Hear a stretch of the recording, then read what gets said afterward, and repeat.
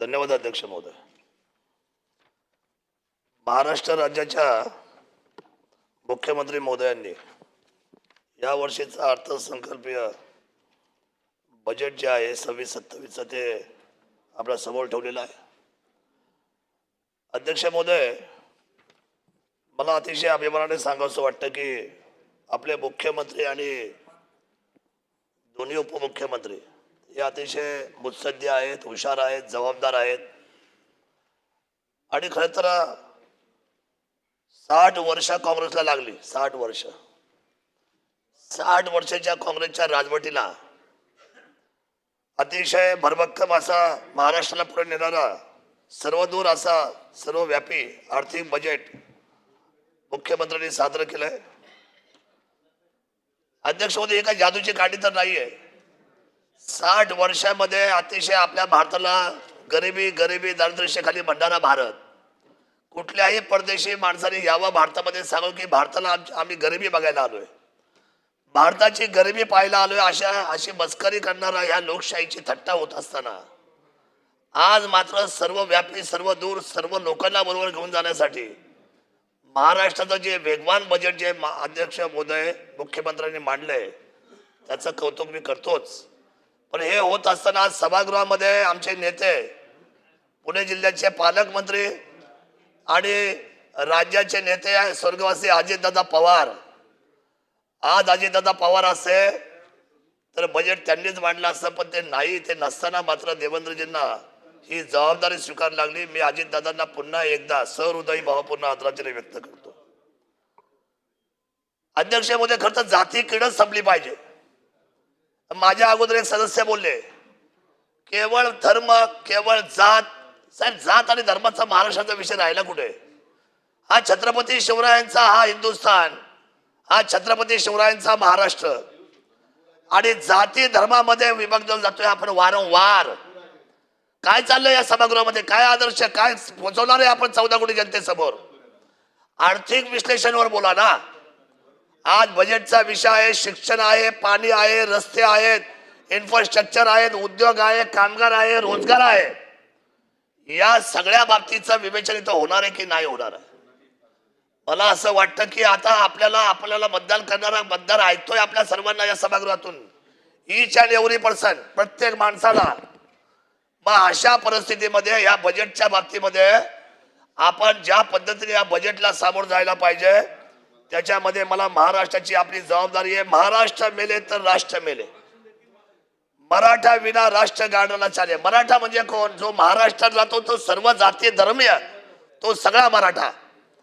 त्यामुळे खरा वीर वैर पारधन्यतेचा महाराष्ट्र आधार या भारताचा. मला सांगावं लागेल अध्यक्ष महोदय, माझा तालुका हा जुन्नर तालुका आहे, जिथे छत्रपती शिवाजी महाराजांचा जन्म झाला. आणि या तालुक्याला 19 फेब्रुवारी या दिवशी महाराष्ट्राच्या मुख्यमंत्र्यांना आणि कॅबिनेटच्या सर्व लोकांना राजशिष्टाचाराप्रमाणे शिवनेरीवर यावंच लागतं. जुन्नर तालुका हा महाराष्ट्र राज्यातील एक पर्यटन तालुका म्हणून राज्य शासनाने त्या ठिकाणी अधोरेखित केला, GR काढून डिक्लेअर केला.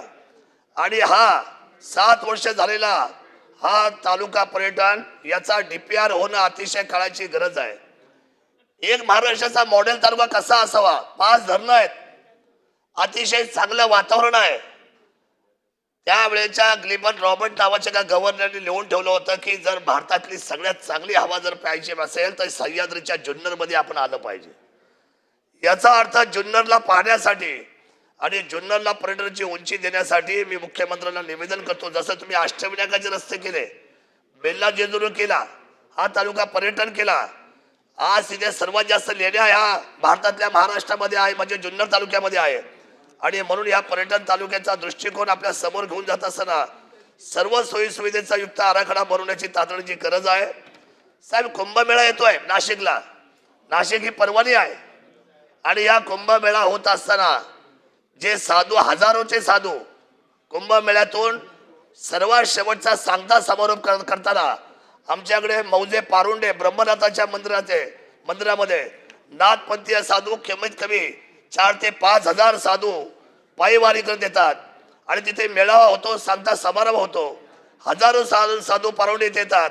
साधूंचा प्रवास हा ज्यावेळेला तिकडून नाशिकहून आमच्याकडे होतो त्यावेळेला संतवाडी पासून कोळवाडी, आळे, पिंपळवंडी, नारायणगाव मार्गे आर्वी पासून वडगाव सारी मार्गे चिंचोली पारुंडे पर्यंत जातो. ही 16 गावांना अवघे 239 कोटी. तसं पाहायला गेलं तर नाशिकमध्ये 5000 कोटीचं काम चालू आहे. आम्हाला अवघे 239 कोटी रुपयाचा या साधूंच्या असलेल्या प्रस्तावित असलेल्या रस्त्यांसाठी, भक्त निवासासाठी, टॉयलेटसाठी, आश्रमासाठी यासाठी आपण तो निधी द्यावा अशा पद्धतीची अर्थसंकल्पामध्ये मी त्या ठिकाणी विनंती अतिशय सहृदयी करतो. आणि मला सांगावं लागेल की खरं तर हा दाऱ्या घाट फार महत्वाचा आहे. दाऱ्या घाट हे ब्रिटिशांचं स्वप्न होतं. त्याच्या ब्रिटिशानंतर आपल्या नेत्यांचं ज्यावेळेला इतिशास्त्र होतं मनोहर जोशी साहेब आणि गोपीनाथ मुंडे साहेबांनी नारळ वाढवलेलं आहे. अनेक वर्ष झालं आणि मला असं वाटतं की ती झालेली जी तिथं जी नीव ठेवली गेली त्याचा DPR तयार करावा. मध्ये सर्वेक्षण झालं. मुख्यमंत्र्यांचं पण ते स्वप्न आहे. शेजारी आमच्या शिवनेरीच्या बाजूला भीमाशंकर त्या आराखड्यामध्ये आम्हाला समावेश करून द्यावा जेणेकरून पर्यटन सोपं होईल. दाऱ्या घाट जर आपण उभा केला तर मुंबईच्या असतील, मुंबई आम्हाला जवळ आहे, पर्यटन वाढीला लागेल. रोजगाराचा विषय माझ्या गरीब जनतेचा म्हणजे आदिवासीच्या सह्याद्रीच्या रांगेमध्ये 75 वर्ष ते वाट पाहत आहेत. त्यांच्या जमिनीवर धरणं झाली पण आज मात्र त्यांचं आयुष्य मेटाकुटीला आलेलं आहे. तिथं बुडीत बंदराची पण सोय नाही. खरं तर धरणं झाली पण धरणाचा जो काही एक स्पेस ठेवायला पाहिजे होता त्यांच्या जनावरांसाठी, पिण्याच्या पाण्यासाठी, पण तिथे ते त्यांचं स्वतःचं पाणी आरक्षण केलेलं नाही दत्ता मामा. ही अतिशय गंभीर बाब आहे. आणि मला असं वाटतं इथं ग्रामविकास मंत्री बसलेले आहेत. आपण सगळ्यांनी जर हे निवेदनचं सुस्पष्टपणे आपल्या कॅबिनेटमध्ये जर ठेवलं तर महाराष्ट्र राज्याच्या धरणाच्या ठिकाणी बुडीत बंदरे जर आपण ठेवले तर सर्व आदिवासी बांधवांना न्याय मिळाला जाईल अशी माझी त्या ठिकाणी भूमिका आहे. साहेब आता काय परिस्थिती आहे इराणच्या युद्धामुळे? ठीक आहे, इराणचं युद्ध, अमेरिकेचं युद्ध, इस्रायलचं युद्ध हा त्यांचा भाग आहे.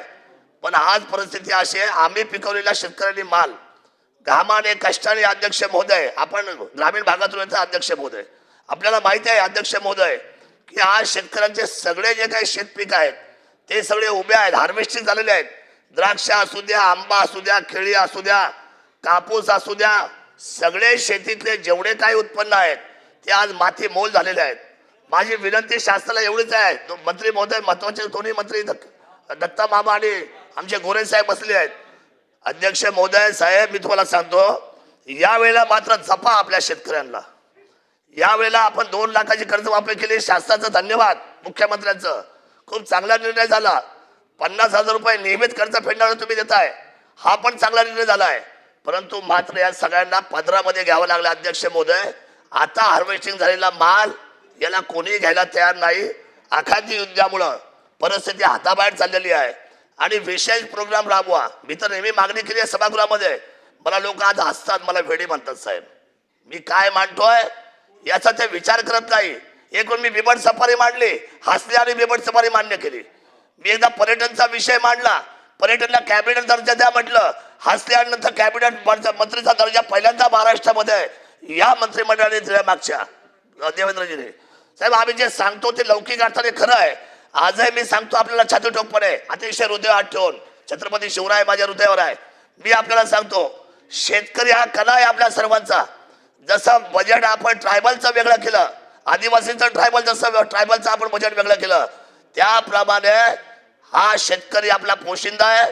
शेतकऱ्यांचं कृषी बजेट पहिल्यांदा या राज्याने स्वतंत्र करावं, त्याच्यामध्ये कृषीचे सगळे विषय घ्यावे आणि त्याचा स्वतंत्र पॅकेज करणारा महाराष्ट्र शेतकऱ्यांसाठी उभा आहे. हा महाराष्ट्र कृषी बजेट करणारा या देशाचं पहिलं राज्य व्हावं अशी माझी विनंती कळकळीची सभागृहाच्या माध्यमातून अध्यक्ष महोदय आहे. माझे 2च मुद्दे आहेत. दुसरी महत्वाची गोष्ट अशी आहे, आता बिबट्यामुळे किती हैराण झाले आपण सगळे. आज बिबट चर्चेचा विषय झाला. मी हिवाळी अधिवेशनामध्ये स्वतः बिबट झालो साहेब, माणसाचा प्राणी व्हावं लागलं मला. लोकांना वाटलं काय केलं हे, पण जो बळी जातो ना, ज्या कुटुंबातला बळी जातो त्यावेळेला त्यांच्या भावना किती ओल्या असतात. रडणारी मुलं, लढणारी त्यांच्या कुटुंबातली माणसं ही आमच्यासाठी किती वेदनादायक आहे. मग अध्यक्ष महोदय त्यावेळेला निर्णय झाला, त्यावेळेला अजितदादा पण होते, शिंदे साहेब सुद्धा होते आणि सीएम साहेब सुद्धा होते. आणि निर्णय असा झाला की आपण रेस्क्यू सेंटर तयार करतोय. रेस्क्यू सेंटरला मंजुरी आली आहे, त्यांना लवकर पैसे मिळाले पाहिजे अशी पद्धतीची माझी विनंती आहे. आणि अध्यक्ष महोदय आपण खूप संवेदनशील पद्धतीने हे संपूर्ण महाराष्ट्र चालवतात. आमचा विश्वास आपल्या कामकाजावर मजबूत आहे. पण एक गोष्ट आवर्जून सांगतोय, भावनिक मुद्दा म्हणून फक्त अपील करतो. अध्यक्ष मोदी अजितदादा गेले. अजितदादा गेले 35, 36, 40 वर्ष ज्यांनी मोठं कामकाज केलं या विधिमंडळामध्ये, सर्व स्तरावर केलं. माझी विनंती एवढीच आहे, ते माझे पुणे जिल्ह्याचे नेते होते, महाराष्ट्राचे नेते होते, पक्ष पार्टी. आता आपण आयलास मध्ये बसलोय, पण एक गोष्ट सांगतो आवर्जून, या विधान भवनाच्या कक्षेमध्ये 11 वेळा बजेट मांडले त्यांनी. विधान भवनाच्या परिक्षेत्रामध्ये दत्ता मामा, आपण कॅबिनेटमध्ये हा निर्णय घ्या. जिथे यशवंतराव चव्हाण साहेबांचा पुतळा आहे, जिथे महात्मा गांधींचा पुतळा आहे, अनेक थोर पुरुषांचे पुतळे आहेत, 11 वेळा बजेट मांडलंय. Not a joke. मला असं वाटतं खूप आपलं आयुष्य त्यांनी घालवलं या समाजासाठी. त्यांचा म्हणजे गोपीनाथ मुंडे साहेबांचा, आर पाटील साहेबांचा आणि अजितदादांचा विधानसभेच्या परिक्रमेमध्ये लोकांना पुढे पुढे भविष्यामध्ये कधी विसर पडू नये म्हणून हे 3 शिल्प त्या ठिकाणी ज्यांनी विधिमंडळ गाजवली, ज्यांनी शेतकऱ्यांसाठी काम केलं. गोपीनाथ मुंडे साहेबांचा तुम्हाला पराक्रम पाहिजे, असा इतिहास माहिती आहे, तरी किती केले लोकांसाठी, सर्वसामान्यांसाठी. आर पाटलासारखा एक साधा घरातला माणूस जे जिल्हा परिषदेमध्ये शिकले, आणि आदरणीय अजितदादांनी तर काय आपल्याला माहिती आहे, कामाचा माणूस आणि काम करता करताच गेला. त्यामुळे या विधिमंडळाच्या व्यवस्थेमध्ये त्यांची शिल्पतीन उभी राहावे असा अर्थसंकल्पाच्या बजेटमध्ये मानतो. आणि हे मांडत असताना शेवटचं एक ब्रँड वाक्य सांगतो. इथे महापुरुष आहेत, पंडित जवाहरलाल नेहरू, महात्मा गांधीजी, महात्मा ज्योतिबा फुले साहेब आहेत, छत्रपती शिवाजी महाराज आहेत, लोकमान्य टिळक साहेब आहेत, बाबासाहेब आहेत. साहेब, खरा इतिहास आपण, मी ज्या वेळेला गेलो दिल्लीला मागे 3 वर्षापूर्वी, जसं मी लंडनला जाऊन आलो, बाबासाहेब तिथं शिकले, तिथं मी जवळजवळ दिवसभर होतो. अध्यक्ष महोदय, खेदाची बाबी आहे, सरदार वल्लभभाई पटेल लोहपुरुष या माणसामुळे, एका माणसामुळे तर पंतप्रधान व्हायचे योग्यतेचे होते सरदार वल्लभभाई पटेल, पण मोठं राजकारण झालं. गांधी नेहरू दोघं जण एकत्र आले आणि त्या खुर्चीवर सरदार वल्लभभाईच्या ऐवजी पंडित नेहरू साहेबांचं नाव पुढे आलं. ठीक आहे, आम्हाला आदर आहे नेहरू कुटुंबाबद्दल, पण अध्यक्ष महोदय व्याकुलतेने सांगतो, सरदार वल्लभभाई पटेल नसते तर आज भारताच्या नकाशावर काश्मीर दिसला नसता. आणि या काश्मीरच्या बाबतीमध्ये फार महत्वाचा लढा आदरणीय सरदार वल्लभभाई पटेल साहेबांनी दिलाय. सभागृहाच्या वतीने आणि तमाम असलेल्या भारतीयांच्या वतीने मी महाराष्ट्र सदनामध्ये आज विनंती करतो की सरदार वल्लभभाई पटेल यांचं तैलचित्र इथं उपस्थित करावं अशी आग्रहाची विनंती करतो. आणि